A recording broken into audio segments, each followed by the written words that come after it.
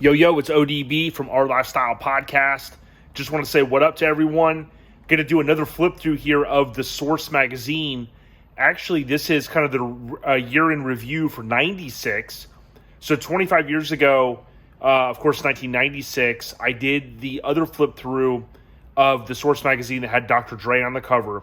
Now, this was January of 97, so it was pretty much, again, the year in review for 96, which was an awesome year in hip-hop. Let's jump right in. So, on the cover, obviously, it gives you some insight to, some of the artists that, were big in that particular year. And some of the big news, of course, you got Tupac, the Fugees, Dre, Bone Thugs, Nas, Foxy, Lil' Kim, LL. I think that's Crucial Conflict, Busta, Jay, Z, and Outkast. I don't have, as I mentioned before, I don't have a lot of these issues, but, this might aid you if you're looking for something in particular. Here you got Jason Kidd. Advertisements. This was a huge magazine for the culture, and obviously this is where I got a lot of my hip-hop news from. See some classics there. Remember when Mo Thugs, when that first came out, Drew Down, PMD, MOP. So you got Drew Hill. And this was even before, this is probably around the time I think we had gotten our first computer. And I was a part of a few different kind of groups related to Wu-Tang and things like that early on, being a big Wu-Tang fan. But again, this was our primary source of content. Here you got Snoop the Dog Father had just dropped. And if you're coming here for the first time, definitely subscribe. We're a mini trucking inspired podcast, but we cover lots of topics on our podcast. A little bit of hip-hop, culture, mini trucks, of course, air suspension, so much more. So you got Tecmo Bowl. When I checked this out the other day, it kind of brought back some memories, some things I had forgotten about. I haven't looked at this magazine in a long time. Carl Kanai recently mentioned in the Dre cover that I've seen some advertisements for Carl Kanai on Instagram, kind of highlighting some of the artists, including Tupac, that supported their brand, as far as photo shoots and things like that. Now, I put this in here. This is pretty cool. This was Ghostface Killas' initial album featuring Raekwon and Capadonna. RZA produced it. And I had this, I really used to collect vinyl a lot, and I had all the original Wu-Tang albums on vinyl, and this was an awesome one. I always loved the colors. Now, this here is a sticker that my buddy and I, John, got when we went to Atlanta around that 96 Olympic time. This sticker, unpeeled, came from the WooWear store that was in Atlanta. And that's pretty cool. I've always kept this, and I thought about it as soon as I saw this advertisement. Really a badass album. Again, produced by the RZA for Wu-Tang Productions. And really at the height of just a lot of success for the Wu. So pretty cool stuff. But yeah, that's one of the items in my collection that I always remember that summer. So here, I always liked how they did this. A look back. And you see Uncle Luke there, Pac, Ice-T, Cube, Ghetto Boys, Dre, Nas. This was interesting. I don't have this one, but this was September. Suge appeared just a couple months after Dre did. Da Brat, Pac, Snoop, and then this issue here that you're kind of looking at, which is technically January 97. Out of these, I didn't have many, but this one I had years ago was a really good issue. I sold that one, And I still have this one with Ice Cube, being a big West Coast fan. Probably frame that one. Just, classic stuff, classic material from Cube throwing up the dubs. Some more ads. MC Breed, rest in peace.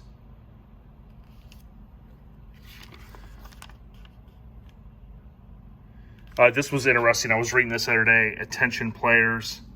So you think you got playerlicious music and lyrics, then step your game up. How to be a player, the soundtrack. Send all music to Def Jam. Here, of course, you got the card if you wanted to become a subscriber. The news makers of 96. So you got a couple photos there really highlighting the year. It's a little loud out here with people driving by, but so this obviously Pac, love him or hate him, the fact is clear. The hip hop nation lost one of the most important voices when Tupac passed away September 13th, 96. The other thing I liked is at a glance they would do this nice little review, and this is where a lot of the dates come in handy if you're looking. I know there's a couple awesome Instagram pages that post on this date in hip hop. Like here, Hammer signs with Deathrow Records. So think about that, 25 years ago. We're in January still. But you see Rap-A-Lot celebrates its 10th year. They did a good job making more court appearances than Snoop Dogg. Hillary Rodham Clinton faces yet another grand jury. Latifah arrested in Los Angeles for carrying a pistol. So if, I'm big into dates and whatnot. Also, next month, which we're on the eve of, I think it was February 21st, 96, Snoop Dogg is acquitted. So that was obviously big news. It was ironic that he had the Murder Was the Case song. And pretty much, was a superstar then, but I mean, has really kind of just taken over in the mainstream. What's also interesting is my buddy sold a car to Snoop recently. There you see rapper Pac is sentenced to 120 days in jail for violating probation. That was on April 4th. But my homie Tony Boss Bolin, he recently sold. Snoop's kind of been on a buying spree, it seems like, with cars. He's a big, fan of lowriders and cars in general. There you see April 24th, the video for Bone Thugs' Crossroad debuts, which obviously that was a mega hit, was played in heavy rotation. But this timeline helps give a nice little overview if you're big into dates like I am, posting anniversary stuff. De La Soul, Nelson Mandela. Fugees' album, The Score, reaches 5 million a mark in sales. I mean, things that you may not be able to quickly find, like with an internet search, you can kind of find in here. And there's Richie Rich. I'm a big fan of his music. The 5 photos, these albums are pretty rare. The 1 or 2, I think, that they put out, they're unfortunately not streaming. They were down with Warren G. Of course, there's Warren G there, Slick Rick. But it's crazy what some of the CDs will go for if they're out of print, of course, but and they're not available to stream. You see there was July 18th. I kind of forgot that it was 96 that Shaq signed with the Lakers. Of course, you got July was when the Olympics were going on there. Dre, Let Me Ride, the year in life of Dr. Dre. Big fan of his music. And then you got Pac was shot, Pac dies. But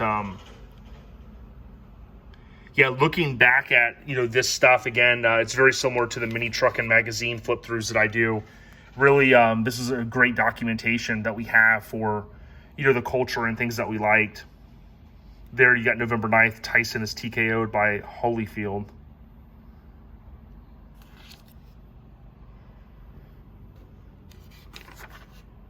Shaq, You Can't Stop the Rain. It's crazy he did as much as he did in his career, dropping music and just doing the stuff that he liked.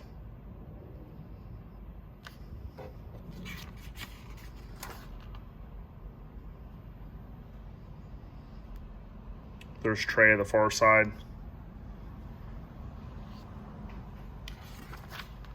Obviously, great place to advertise clothing and shoes and things like that.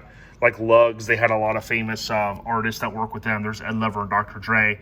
I know Dr. Dre, he's had some health issues. I've seen some interviews on YouTube. Ed Lover and Dr. Dre.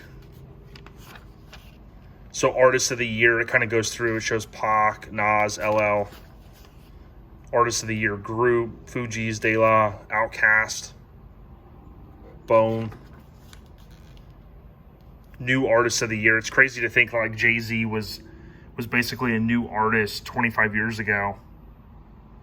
Foxy Brown, she doesn't really, I don't think, does much. But she did lay down, I think it was on Nas's last album, he did like a Firm track. But always enjoyed, checking her stuff out. Lil' Kim, Busta Bus, he obviously dropped an album last year. There's Crucial Conflict. They were huge. This is New Artist of the Year group. Lost Boys, they were huge. Helta Skelta, Goody Mob. They recently released another album. Longevity is key. And it's awesome to see people continue to produce and put out new music. So you got Trackmaster DJ Unique. Obviously worked with Bone. You got Jermaine, RZA, Organized Noise, and then Havoc of Mobb Deep. He's still producing stuff. He's on a MC8 put out a new album last year, and he's got a dope track. I think it's called Neighborhood Looks on it. He drops a verse. I think he produced it.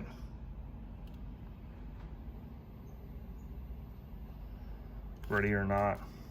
That Fugees album was huge. My buddy and I, John and I, we really like that album. I think I have an original poster too from that era. So this 9-6 Source Systems, the best albums of the year. I mean, you could just look back at this year with a quick glance, and it reinforces like how much awesome stuff came out. I mean, you had the Woo Wear song on the High School High, Illadelph Life, The Roots. I had that on vinyl, and I sold it years ago. I couldn't believe how much it sold for, even before the height of, these crazy prices and collections and things like that we're seeing. So Fat Tape, Elevators, that came out. I remember we were in Atlanta, and people were hanging out the cars. Poe Pimp, Do or Die, classic. Junior Mafia, Get Money remix. Loungin', that freaking awesome track, that remix with Total, which their anniversary of their album, I think, just happened the last day or so.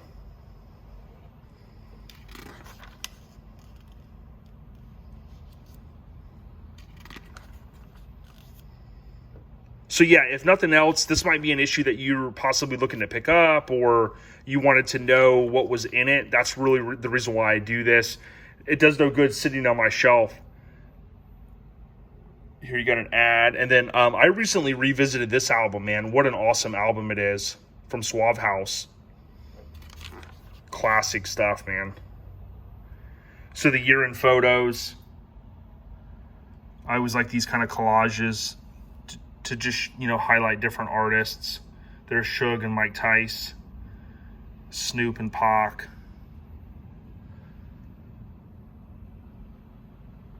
Mac 10 and Cube.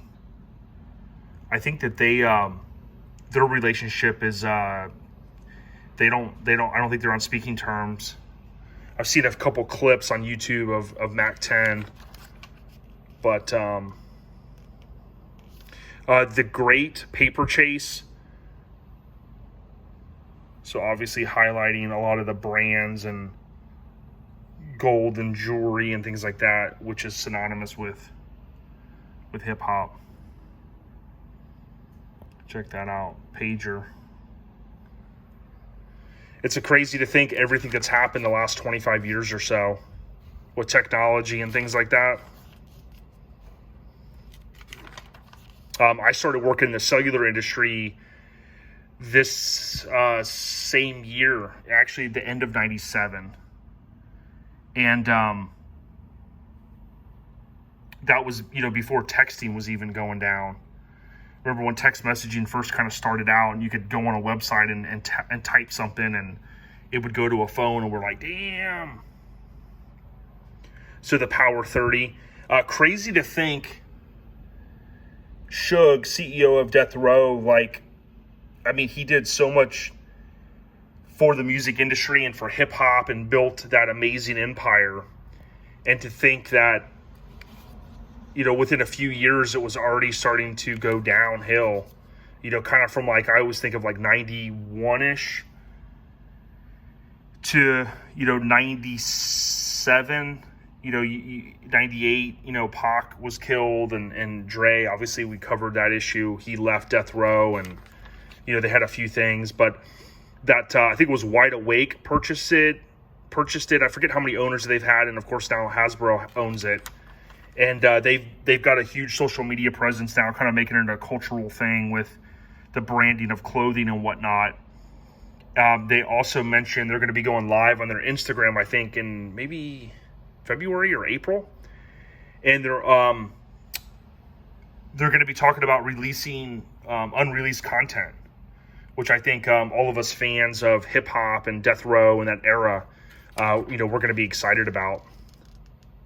Hopefully it's not just remastered content and it's actually stuff we want.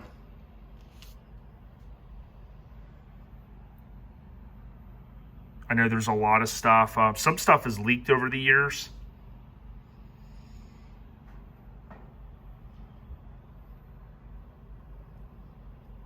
Prince, is it Prince I Tell Joe or Prince Joe I Tell? I always say it wrong. He worked on the Machiavelli album a little bit. He was, in the early days, he was with Marky Mark and the Funky Bunch, believe it or not. But he has an unreleased Deathrow album that did leak. And it's pretty dope. You can listen to it on the internet, but that's one that I hope that they'll launch. I always comment that on their posts. The reason why I'm staying on this a minute is obviously Master P had a huge presence in hip hop. And this Thru album, I remember Best Buy would advertise it. It was a double disc, and it was fairly inexpensive for a double disc, and just what an empire. And Ghetto Dope kind of advertising it there. I mean, that album was huge everywhere, especially in the South.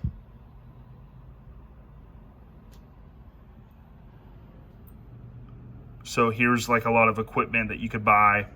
I used to look at this stuff and be like, damn, man, check out all the stuff. But I had no idea how to use any of it if I were to ever buy it. A lot of good producers out there, and it always blows my mind what they're able to do and produce as far as music goes and content. So more ads.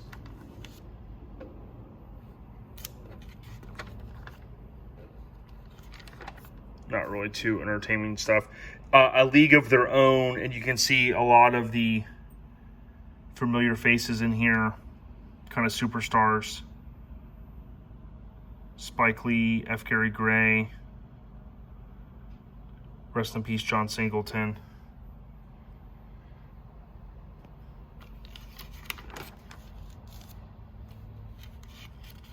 Cool DJ Red Alert. A year-end coast to coast.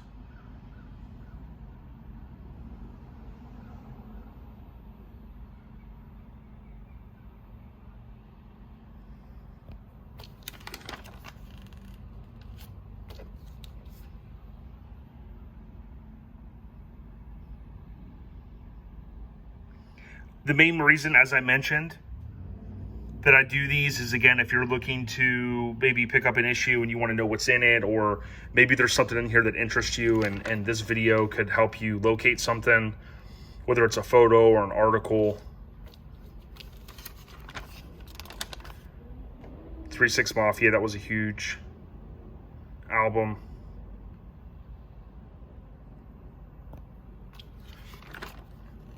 So you got all the normal ads they had at the back. Reality check.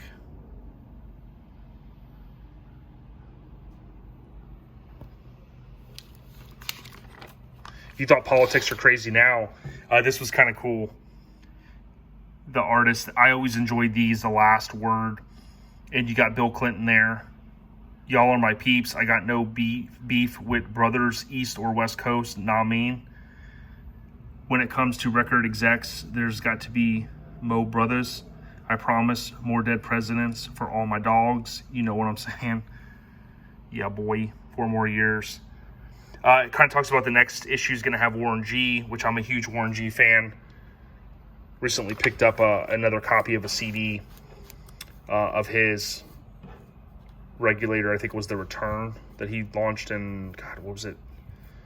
Like 20 years ago. This is, again, another way that companies were advertising, and Nike did this, and I still have my Jordans here. But it was pretty cool. It was like on the back page, all it was this white, and then that famous Jordan shoe with the 23 on the back. So there you have it. It's a wrap. The Source magazine, January 9/7, highlighting a fantastic year in hip-hop, which was 1996. The Source. Check us out, Our Lifestyle Podcast. Often you can search OLP if you're into cars, trucks, air suspension, old school BMX, hip-hop, you name it, 80s, 90s. ODB, aka Old Dirty Ballard, which is a nod to the real ODB. Rest in peace. We out here.